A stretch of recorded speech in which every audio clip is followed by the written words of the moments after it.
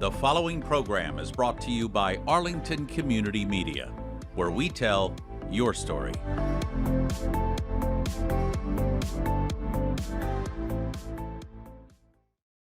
This is ACMi News, recognized nationwide as the first place winner of the 2023 Hometown Media Award for News Access.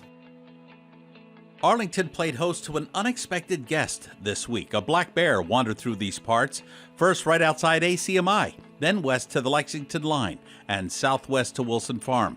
How did the creature handle the press, the police, the helicopters, and where is it now? Bear with us. We have an update. There are more than 180 gas leaks in town, and they're the ones we know about. The Gas Leaks Task Force took a trip to check up on some of the leaks and to send a very strong message to National Grid. Arlington puts the brakes on the Appleton Street Corridor Project. After another close look at this busy throughway, town leaders need time now to answer some very important unanswered questions. How much longer do we have to wait? We'll talk to the town manager. ACMi News is next.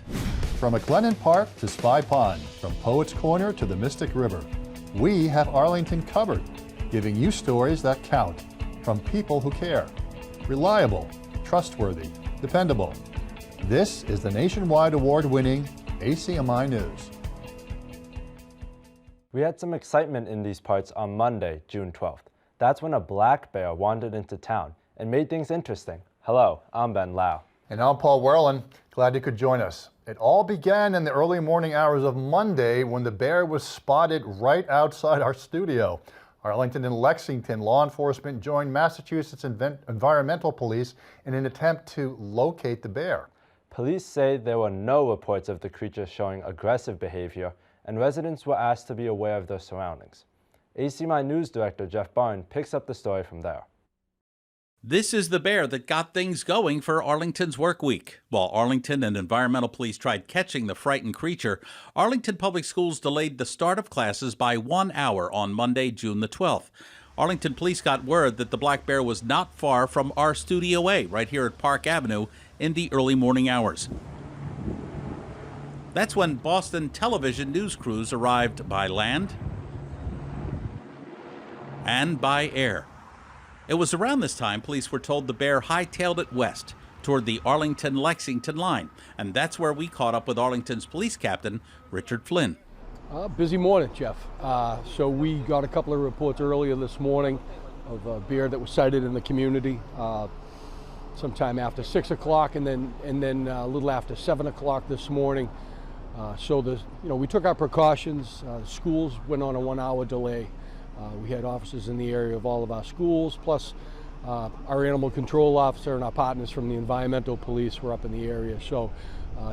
But what looks like happened was the animal kind of bedded down for a little while and kind of resurfaced just a few minutes ago. And during this interview, police were told the bear was spotted at the nearby Wilson Farm, which added some excitement to those who happened to be there at the time.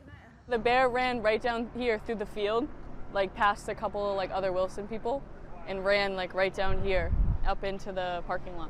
So we tried to get to the wooded area? Yeah, I think so. I think it's kind of cool. I don't know, the bear in the farm, it's kind of funny. Heard people running around saying the bear is in the field, the bear is in the field. And then a lot of people came running outside trying to see what was going on. I didn't get to see it, but pretty crazy.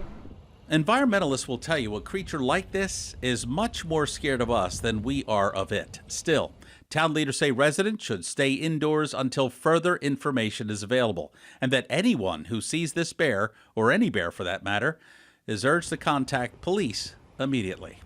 The animals typically will make their way from the west into these areas, and they don't want to deal with us, so they're making its way back home, hopefully safe and sound. No injuries, no aggression to anybody, and our community handled it perfectly. We asked them to see something, say something. They contacted us. They stayed away. They didn't do anything silly. They didn't try to approach the animal at all.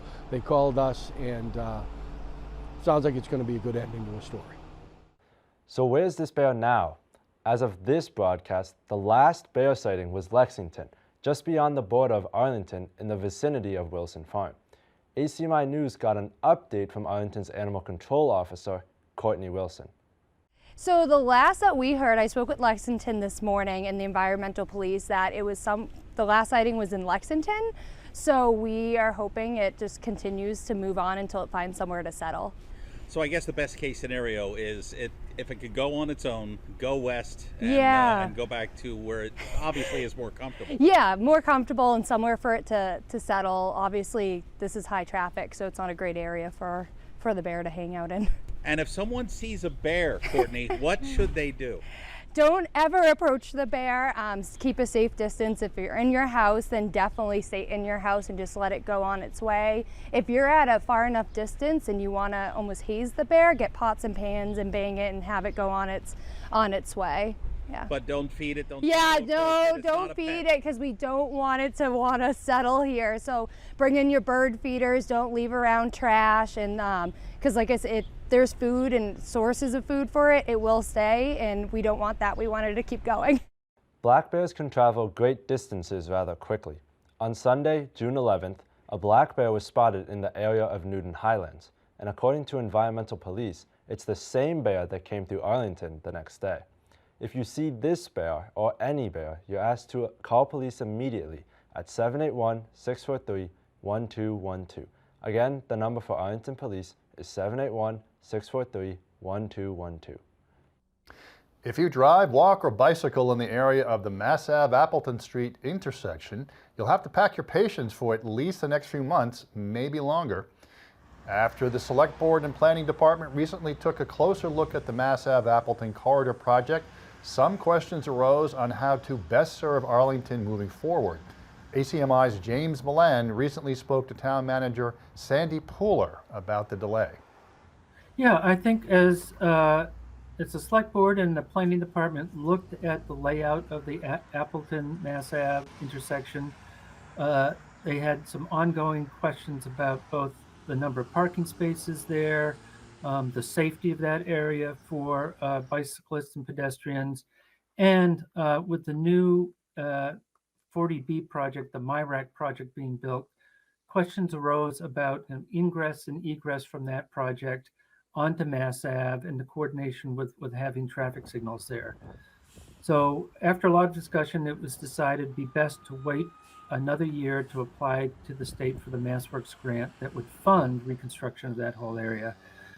So it is on hold now for applying for the money. In the meantime, there will be more discussions with the planning department and stakeholders and with the public before we go and apply for that money and undertake the construction in that area.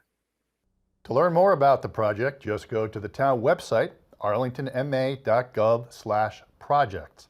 Again, that's arlingtonma.gov/projects.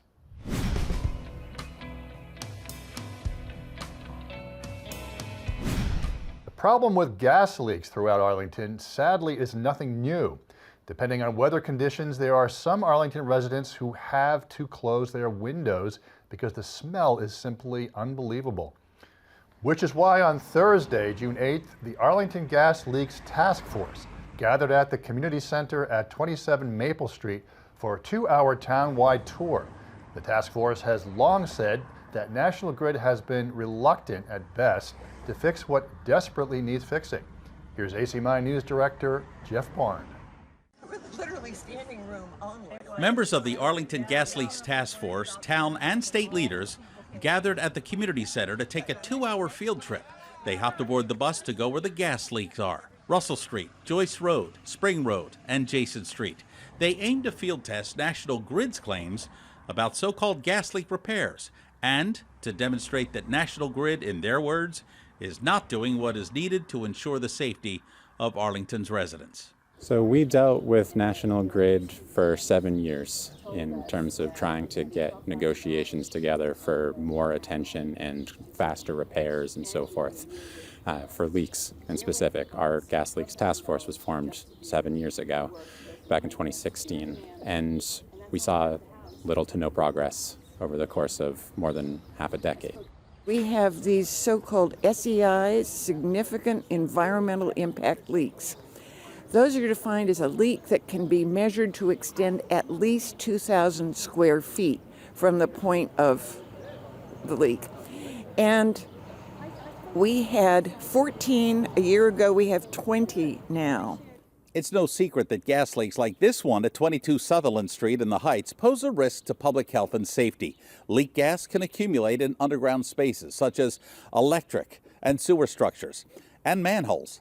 When gas accumulates, it can ignite, causing fires and explosions, much like what happened in the Merrimack Valley nearly 5 years ago when dozens of homes caught fire, some exploded, killing a person and displacing more than 30,000 people. Natural gas is also methane gas, a fossil fuel that is neither clean nor sustainable. Methane contributes to climate change and is 80 times more potent than carbon dioxide, which means it's not so kind to the trees or the air we breathe. And the gas that I can smell right now costs money. National Grid isn't picking up the tab, you're paying for it. The leak gas is calculated in the cost on your utility bill. According to the task force, ratepayers in the Boston region are shelling out nearly $100 million a year for this waste. It's obviously very frustrating. We're not alone in this either. We have a regional group run through the Metropolitan Area Planning Council of dozens of municipalities who are part of the Multi-Town Gas Leaks Initiative. And they all sing the same song. We're all trying to get Grid to make these repairs, and they are very slow to do so, and reluctant at best, I would say. They strongly prefer to replace gas lines instead of making repairs, and that comes with the added benefit for them of providing more service, more natural gas. And all of this is contrary to the state's climate goals, to our local climate goals, and so it's actively thwarting our efforts to address climate change. For this bus to stop at all 181 known gas leaks would take weeks. And since the task force estimates that the real total number of gas leaks in town can exceed 500, it's not lost on these folks. They very likely bust by or over too many unknowns. It's just omnipresent. I mean, it's a very big issue. For ACMi News, I'm Jeff Barnes. You can learn more about the gas leaks in town by going to the town website, arlingtonma.gov/gasleaks. You'll also find an interactive map at that site which shows all the known gas leaks and where the most dangerous ones are. Meantime, if you smell gas in your house or on the street, you should always call National Grid at 1-800-233-5325. Again, that's 1-800-233-5325 for the National Grid phone number. On Monday, June 19th, the town of Arlington is set to celebrate its 2023 Juneteenth Observance, and it's all happening at the Robbins Memorial Town Hall Gardens. You'll recall Juneteenth was recognized as a federal holiday 2 years ago when President Joe Biden signed the Juneteenth National Independence Day Act into law. The history of this day dates to on June 19th, 1865, nearly 2 years after President Abraham Lincoln's Emancipation Proclamation. Union troops arrived in Galveston Bay, Texas in 1865 with news that the institution of slavery had ended in the U.S. More than 250,000 former slaves embraced freedom by executive decree in what became known as Juneteenth, or Freedom Day. The celebration in Arlington will take place between 11 and 2 p.m. at the Robbins Memorial Town Hall Garden, featuring performances by Jacques Schwartz-Bart and the Arlington High School Performing Arts students, and a lot more. For information on this year's Juneteenth observance, just go to the town website, arlingtonma.gov/DEI. Again, that's arlingtonma.gov/DEI. Saturday, June 24th is Prince Hall Day, and to celebrate the life of this extraordinary abolitionist, Arlington's Historical Society is hosting a talk on Prince Hall by AHS's Rosemary Schmerzinski. The town of Arlington commemorates the American abolitionist and founder of the Black Freemasons, Prince Hall, after whom the cemetery at 52 Garden Street, Arlington, is named. Prince Hall was a fierce advocate for the freedom of enslaved people in the mid-18th century. He originated the Prince Hall Grand Lodge of Freemasons in 1775 as a community base for Black Americans. Arlington's Prince Hall Cemetery stands as one of the only remaining African-American Masonic grave sites in the nation. At a time when Black Americans had no land to bury their loved ones, the Prince Hall Cemetery was put in trust to lay them to rest. That's the question that comes up in historic preservation all the time. Okay, so it's old, it's here. What does it matter after that?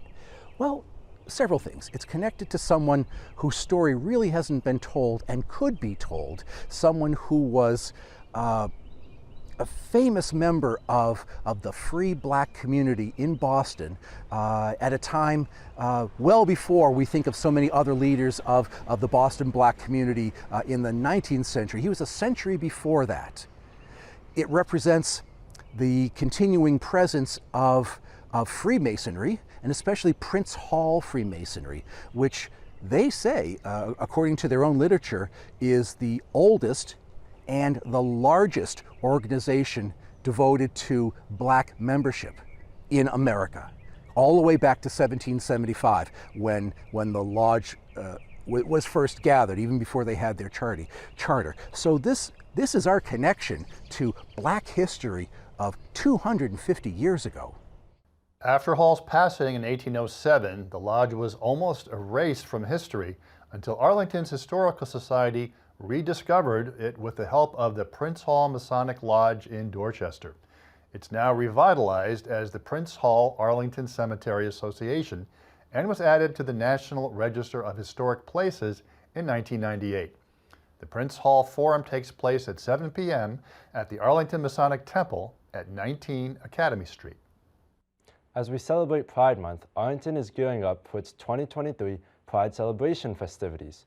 The crosswalks were painted on Mass Ave earlier this month, and the banners fly high in the center to celebrate this Pride Month. The celebration for Arlington LGBTQIA+ Pride is set to take place in Whittemore Park at Mass Ave and Mystic Street, Saturday, June 17th from 2 to 5 p.m. You'll listen to great music, meet new friends, mingle, dance, karaoke, and you'll learn about the Rainbow Commission and pick up some Pride swag. I think it's really important to show every member of the community that there is a sense of belonging and community here for them. Just that there's spaces where we can celebrate and just be really light and uplifting and just get together in the midst of, as you said, just a pretty perilous situation for some folks in our community right now. And it's a great chance to celebrate your Pride swag. Absolutely. You got to get the Pride swag, of course. This event is sponsored by Arlington LGBTQIA+ Rainbow Commission. There's also a party set for Tuesday, June 20th for Arlington and beyond seniors. That'll take place at the Senior Center on Maple Street. For more information on these events, just go to rainbowarlington.org. Again, that's rainbowarlington.org. People from Arlington and beyond soaked in as much culture from Greece as they could. St. Athanasius Church at 4 Appleton Street stages Greek Festival on June 9th, 10th, and 11th. The big tent was set up behind the church to welcome everyone inside so that they could enjoy Greek coffee, souvlaki, gyros, baklava, rice pudding, and, well, should we go on? Church leaders estimate 15,000 people came to this festival over the 3-day period. And it was a chance to indulge in this ancient and storied culture, make new acquaintances, and break bread with old friends. Good conversation and scrumptious food, and a marvelous time was had by all. The same could not be said for this year's planned Spring Fling in the Heights on Saturday, June 10th. The event was supposed to take place from 2 p.m. to the early evening hours, but at precisely 2 p.m., the heavens opened up, and some vendors along Mass Ave were waiting for the rains to clear, but then heavy rains and lightning were forecasted till at least 5 p.m., so event organizers quickly called this year's Spring Fling off and told vendors to strike their tents. And we learned nature had impeccable timing in the following interviews. We have visual proof. Come on, you wanted a lot of people here, and all of a sudden it's raining. Are you going to give up, or are you going to hang in there? I'm going over to Roasted Granola to get a lemonade. I'll give you a plug for that event at Park Avenue. Our poet laureate, Jean Flanagan, will be debuting a poem project, and several other local poets will be there as well. And right now it's just lightning behind you, so we're not sure if this is going to continue or not. What are you hearing? I'm not hearing anything. Except thunder. apparently we just heard it's going to be shut down, but you can always get to the library. It's okay. Yes, you can always come to the library. We were here today really hoping to connect with the community, share some of our library of things that we brought with us today. Woo! We have a new news story. Some information at the library, and I did bring Wait a minute. we were really looking to connect with the community and hear a little bit more from the community about why people come to the library. Do you come to get materials, to hang out with your friends, to work, to attend a library program? So this year we are looking for more opportunities to connect with the community and learn about why you come to the library. Well, it never rains in the library, so all was not lost. Wildlife expert Diane Welch came to ACMI studio with her sidekick Nuala. Nuala is a great horned owl. Children and adults alike sought shelter from the storm, gathered in the studio, and got a close and personal look at Nuala. They also learned about the abundance of wildlife Arlington is blessed to have. And we all should learn to coexist with these majestic creatures. Just 2 weeks ago, ACMi News aired a story about that hideous double pole on Mass Ave and Adams Street. Well, it's no longer hideous. It's just one presentable telephone pole. After years of waiting for Verizon and other cable companies to get rid of that pole, Verizon finally carted it away. After that miracle, Select Board member Steve DeCourcy told us that the next hideous pole he wants gone is at 108 Warren Street. So, we went out to see for ourselves what that pole looked like. Here's our video of the Warren Ave pole in late May. And this is the pole now. Yep, another miracle. After receiving a letter from town manager Sandy Pooler and getting several phone calls from ACMi, Verizon finally removed that unsightly pole. Verizon told us it was waiting on another cable firm to remove the wiring at the top of the Warren Street pole so they could finally remove it. According to the latest count, there are now 75 double poles left in town. Baby steps. The Cyrus Dallin Art Museum is paying homage to Arlington's storied past with a series of tours all summer long. How many of us pass some of this town's historic landmarks without knowing the full story? This is a tour you do not want to miss, and you clearly don't have to travel far or break the bank. Here's Museum Board member Jerry Tremblay to tell us more. So one of our directors, Andrew J., put together an Arlington Center walking tour. It includes sculptures and monuments within the area of the center. We've been doing this for 2 or 3 years. It's been quite successful. We usually have a nice number of people attend. We start here in front of the Jefferson Cutter House and the Dallin Museum, and we talk about the house and about Cyrus Dallin. We walk down to the Soldiers and Sailors Memorial, and then we come back up the avenue. We go to the Uncle Sam's Plaza. We go across the street to Robbins Memorial Library. We stop at the Whittemore Robbins House. We go to the Monotony Hunter in the town garden, the Flagstaff on the far side of the town hall, and we finished at Citizens Bank because they have a very nice Art Deco frieze on the Mass Ave side and on the Court Street side. So it takes about an hour and a half. We always have a very pleasant group asking questions, very casual. It's cost us $10, and you can register at the Dallin website. The next tour will be held on Thursday, June 29th. The time to get your tickets is now, and the website again is dallin.org. Again, that's dallin.org. At ACMi, we are always proud of our interns. As part of their educational experience, our interns spend a semester with us and learn how to do behind-the-camera operations. They learn to produce, report, and even anchor. In this newscast, you'll meet Lee Rice, an Emerson student, class of 24. Lee's interested in the field of journalism and the media arts, and we are glad to have her for the summer. Hi everybody, my name is Lee. I am an intern here at ACMi, and I chose an internship here because I'm a journalism major at Emerson College, so I wanted to dip my toes into what a newsroom is like and get more comfortable with production as well. My favorite shows are probably Freaks and Geeks with Linda Cardellini, James Franco, Seth Rogen, that wonderful cast. And more recently, I've been watching The Monkees from the 60s with Davy Jones and everybody, because it just has that weird, zany humor that you can't really find anywhere else today. 2 truths and a lie of mine. 1, I'm a Virgo. 2, I'm allergic to avocado. And 3, I hate beets, like the vegetable beets. Give me a second. Yes, if you guessed that I am allergic to avocado, you're wrong. The lie is in fact that I hate beets, the vegetable. I actually love beets, the vegetable. It's probably one of my favorite vegetables. Yeah. Alright. Thanks. Throughout the summer, we'll be featuring all the interns currently here at ACMi. If you're interested in interning here with us, give us a call, 781-777-1115. Again, that number at ACMi is 781-777-1115. And as for James Milan, he'll be happy to answer any questions you may have. That'll do it for us this week here at ACMi News. Thanks so much for joining us. I'm Paul Werlin. And I'm Ben Lau. We will see you next week. Take care.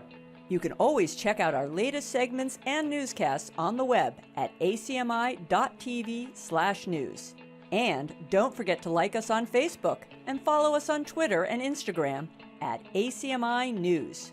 Make sure to subscribe to our YouTube channel as well.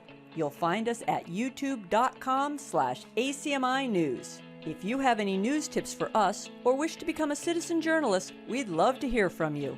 Email us at news@acmi.tv or stop by ACMI Studio A at 85 Park Avenue.